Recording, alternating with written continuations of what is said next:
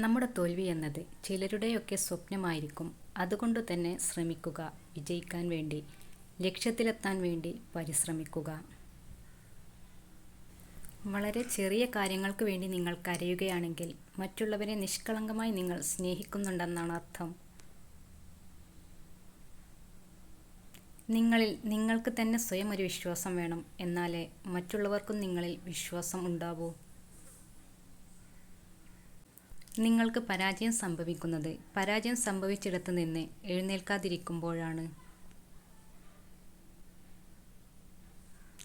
മനോഹരമായ 1000 മുഖങ്ങളെ തിരഞ്ഞെടുക്കുന്നതിന് പകരം മനോഹരമായ ഹൃദയമുള്ള ആളുകളെ തിരഞ്ഞെടുക്കാൻ വേണ്ടി ശ്രമിക്കുക. നിറത്തിലും ഭംഗിയിലുമല്ല കാര്യം, ഹൃദയത്തിലാണ്. സ്നേഹം എന്നത് വെറുമൊരു സൗന്ദര്യം മാത്രമല്ല. ഒരാളുടെ സന്ദർഭത്തിനും സാഹചര്യത്തിനും അനുസരിച്ച് സ്നേഹിക്കുമ്പോഴാണ് സ്നേഹം എന്ന വാക്കിൻ്റെ അർത്ഥം പൂർണ്ണമാവുകയുള്ളൂ. നിങ്ങൾ ഒരാൾക്ക് എന്ത് നൽകിയാലും അത് നിങ്ങളിലേക്ക് തന്നെ മടങ്ങിവരും. അത് സ്നേഹമായാലും ബഹുമാനമായാലും സത്യസന്ധതയായാലും ശരി.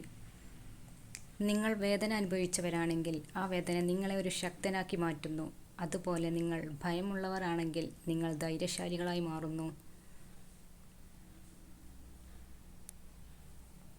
കൂടുതൽ വെളിച്ചം നിങ്ങൾക്ക് അസ്വസ്ഥത ഉണ്ടാക്കുന്നു. ആ വെളിച്ചത്തിനൊപ്പം കുറച്ച് ഇരുട്ടും ആവശ്യമാണ്.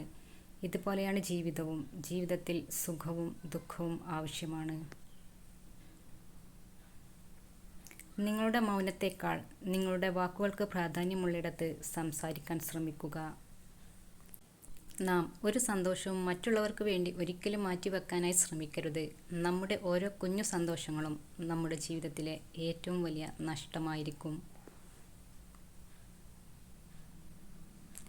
നെഗറ്റീവ് പറഞ്ഞ ആളുകളിൽ നിന്നും എത്രത്തോളം അകലുന്നുവോ അത്രത്തോളം നിങ്ങളുടെ ജീവിതത്തിൽ സമാധാനമുണ്ടാവും. നമ്മുടെ ജീവിതത്തിൽ നമ്മൾ അനുഭവിക്കുന്ന സങ്കടങ്ങളും സന്തോഷങ്ങളും നഷ്ടവും നേട്ടവും ഒന്നും സ്ഥിരമുള്ളതല്ല. അത് മാറി മാറി വരുന്നതായിരിക്കും. ഒരുപാട് കാലത്തേക്ക് നിലനിൽക്കുകയില്ല. സങ്കടം വന്നാൽ തളരാതെ മുന്നോട്ട് പോവാൻ ശ്രമിക്കുക.